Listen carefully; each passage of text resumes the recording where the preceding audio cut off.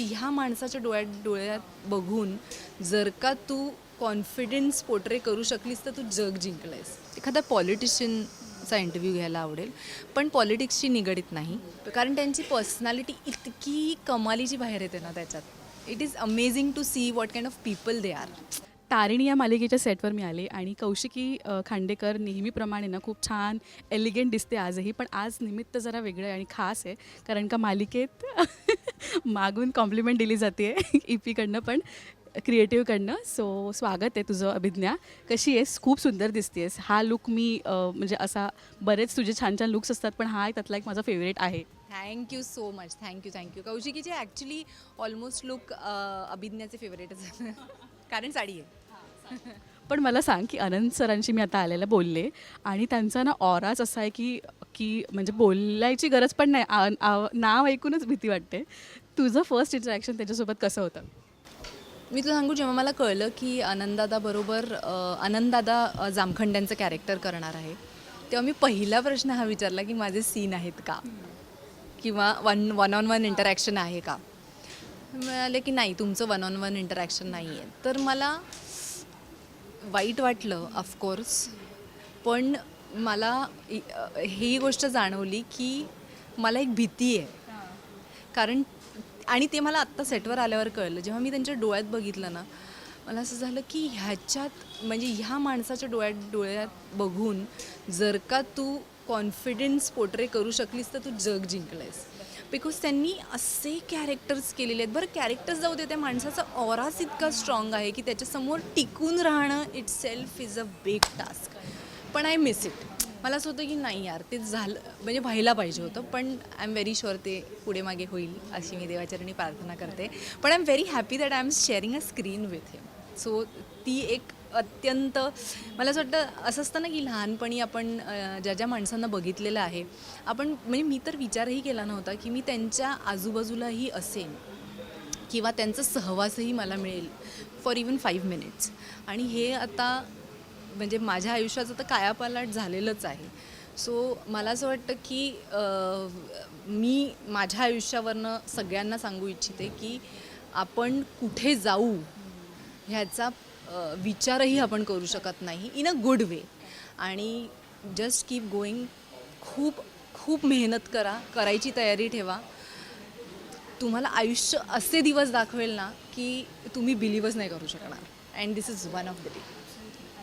Being a journalist ना, मी कौशिकीला खूप relate करू शकते की आपल्याला कोणत्या मोठ्या व्यक्तीचा इंटरव्ह्यू घ्यायला मिळणार आहे. खरं तर ती एक बोलतात ना, आपण फॉर्च्युनेट असतो की आपण त्यांचा इंटरव्ह्यू घेतो, पण बॅक ऑफ द माइंड जे काही सुरू असतं ना, ते मी एक्सप्लेन पण नाही करू शकत, जे तू आता जगतेस लिटरली. मला सांग की जर्नलिस्ट पोर्ट्रे करणं हे जगण्यासारखंच आहे. जर्नलिस्ट पण मला सांग की काय तू ह्याच्यामध्ये स्वतःचे इनपुट्स टाकलेस किंवा ते जर्नलिस्ट वाटावी यासाठी तुझे का किती इनपुट्स?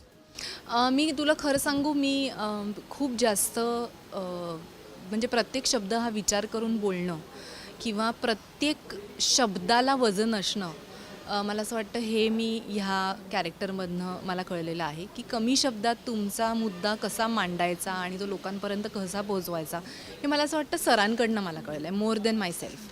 कारण मी खूप जास्त व्यक्त होणारी व्यक्ती आहे. सो मी थोडक्यात बोलत नाही किंवा मला बोलताही येत नाही. सो ते थोडक्यात एक्सप्रेस करणं किंवा मुद्दे मांडणं हे अत्यंत डिफिकल्ट आहे, which you all do very well. पण ती कला जोपासण्यासारखी सुद्धा आहे. सो मला असं वाटतं कुठेतरी ते माझ्यात आलेलं आहे, ते मी आणण्याचा प्रयत्न करते, पण ते डिफिकल्टसुद्धा आहे. In every scene the only thing I face, म्हणजे डिफिकल्ट पार्ट माझा हाच असतो की मुद्द्यांना पकडून राहणं. मला थोडंसं असं आपण म्हणतो ना, भावनाओं में बहके, तशी माझी पर्सनॅलिटी आहे. सो अभिज्ञामध्ये मध्ये डोकवते कौशिकीच्या, पण सर नाही डोकवू देत. त्यांचं असं नाही, एवढंच, इतकंच, असंच. सो ते माझ्यासाठी खूप चॅलेंजिंग आहे, प्रश्नच नाही. आणि त्यात मग तो एक ऑरा मेंटेन करणं, एक म्हणणं माझं मेंटेन करणं, हे डिफिकल्ट आहे, पण it's very exciting. It keeps me on toes.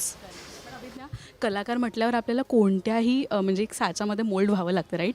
So मला सांग की आयुष्यात अशी जर अपॉर्च्युनिटी आली की तुला एखाद्या व्यक्तीचा इंटरव्ह्यू घ्यायचा आहे, एक मुलाखत गप्पांचं सेशन करायचं आहे, तर तुला कोणता इंटरव्ह्यू घ्यायला आवडेल आणि तू असा एक बॅक ऑफ द माइंड सुरू आहे की मला ह्या व्यक्ती इतकी मोठी व्यक्ती आहे तिचं बोलायला खूप आवडेल आणि इंटरॅक्ट करायला असे खूप व्यक्तिमत्व आहेत मला ना ॲक्च्युली खूप एखादा पॉलिटिशियनचा इंटरव्ह्यू घ्यायला आवडेल पण पॉलिटिक्सशी निगडीत नाही वन ऑन वन कारण खूप मला असं वाटतं पॉलिटिशियन्स आणि आर्टिस्ट ह्यांच्या आयुष्याबद्दल खूप कुतूहल असतं लोकांमध्ये पण ते आमच्या कामाचा भाग आहे की ते आम्ही आमचं आयुष्य लोकांसमोर येऊ देत नाही किंवा आणत नाही आणि पॉलिटिशियन्स तर अजिबात नाही सो ते एक मला आवडेल आणि मला असं वाटतं की बिझनेसमॅन खूप मोठे बिझनेसमॅन जे असतात ना त्यांचं थिंकिंगच वेगळं असतं म्हणजे अत्यंत प्रॅक्टिकल थिंकिंग आणि रूथलेस आपण म्हणतो अशा एखाद्या व्यक्तिमत्वाचं मला इंटरव्ह्यू घ्यायला भयंकर आवडेल आणि ऑल्सो म्हणजे आता हे खूप वादग्रस्त आहे पण एखादं क्रिमिनलचं कारण it is a part of psychology जे मला इंट्रिग करतं किंवा जे मला इंटरेस्ट करतं की मी एक सिरीज बघितली होती माइंड हंटर्स नावाची जिकडनं सुरू झालं की ॲक्च्युली क्रिमिनल सायकॉलॉजी हा विषय आहे अभ्यास करण्याचा आणि मग ती किती विविध असू शकते किंवा it is very subjective so any criminal for that matter पण ती सायकॉलॉजी काय आहे हे मला जाणून घ्यायला आवडेल आणि ती लोकांसमोर प्रेझेंट करायला ह्याच्यासाठी आवडेल कारण आपण म्हणतो ना प्रत्येक वेळेला एखादं व्यक्तिमत्व आपण खूप असं म्हणजे नेगेटिव्ह असलं की आपण म्हणतो ना की असं कोणी असतं का मला हे लोकांपर्यंत तेच पोहोचवायचं म्हणजे त्या इंटरव्ह्यूतनं असेल की हे असे नाही याहून वाईट व्यक्तिमत्व असतात अस्तित्वात आपल्या आजूबाजूला सो मला टोकं आवडतात कुठली पॉलिटिक्स बिझनेसमॅन क्रिमिनल सेलिब्रिटी वगैरे नाही वेगळी ॲब्सोल्यूट वेगळी नाही असं एक चॅलेंजिंग काहीतरी व्हावं आयुष्यात ना काहीतरी ट्विस्ट यावा ना असं छानवाला की आपणही त्यातून शिकू काहीतरी पण आत्ता केदार इंटरव्ह्यू घेणार आहे पण कौशिकीला आतून किती हे वाटतं की हा इंटरव्ह्यू मलाच घ्यायला हवा होता काय येणार आहे ते आम्हाला इंटरेस्ट नाही ऑफकोर्स म्हणजे ते ॲक्च्युली ट्रॅकसाठीच आहे की तो इंटरव्ह्यू घेतो कारण कुठेतरी हे प्रेक्षकांनासुद्धा आणि मलासुद्धा कौशिकी म्हणून कळणं गरजेचं आहे की केदार केपेबल आहे MNNचा भार उचलण्यासाठी किंवा तो पुढचा वारसदार आहे हे कळण्यासाठी क्लॅरिटी येण्यासाठी अशा काही घटना घडणार आहेत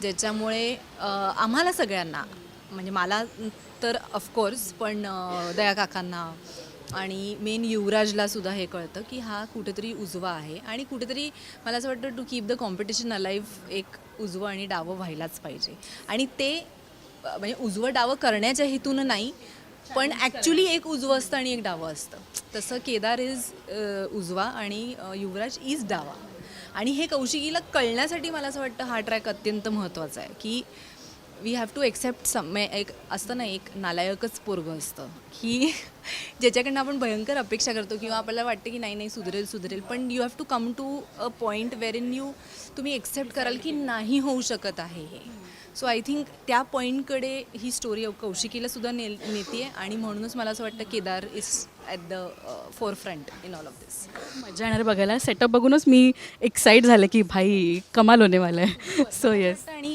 कुठल्याही पॉलिटिशियनचा जेव्हा इंटरव्ह्यू असतो तेव्हा म्हणजे मला फार पॉलिटिक्स आवडत नाही किंवा मला इंटरेस्टही नाही त्याच्यात पण मी इंटरव्ह्यूज आवर्जून बघते कारण त्यांची पर्सनॅलिटी इतकी कमालीची बाहेर येते ना त्याच्यात it is amazing to see what kind of people they are so त्या अनुषंगाने मला असं वाटतं हे पण अत्यंत इंटरेस्टिंग असणार आहे कारण ह्याच्यात ऑफकोर्स जामखंडे हे कॅरेक्टरसुद्धा उभं होणार आहे इन जस्ट 3-4 सीन्स आणि मेन केदारची स्ट्रेंथ कळणार आहे लोकांना so it is very very interesting excited आणि थँक्यू सो मच कौशिकी आमच्याशी गप्पा मारल्याबद्दल ऑल द बेस्ट या सगळ्या सीनसाठी येणार थँक्यू सो मच थँक्यू